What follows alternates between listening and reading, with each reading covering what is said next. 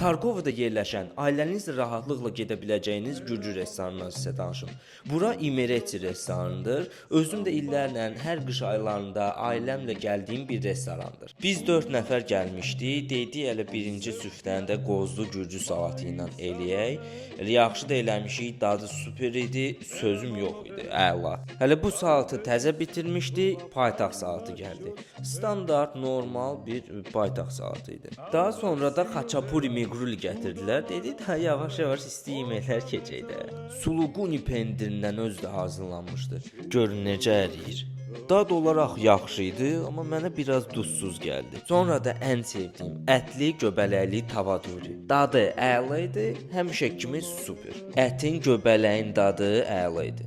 Yəni gördüyünüz kimi tavanı artıq siyirdirdik. Və sonu gözəl bitirməliydik. Ona görə də nə olmalıdır? Təbii ki, gürcü xəngəli. Bunu yedin ha. Axşama kimi daha heç nə yemək istəməyəcəksən. Birinci suyunu içirsən, sonra da öz sosundan tökürsən, vurursan bədənə. Sonda onu deyim ki, yeganə artıq olan orada paytaxt salatı və xaçapurin biraz duzsuz olması idi. Qalan hər bir şey çox dadlı idi.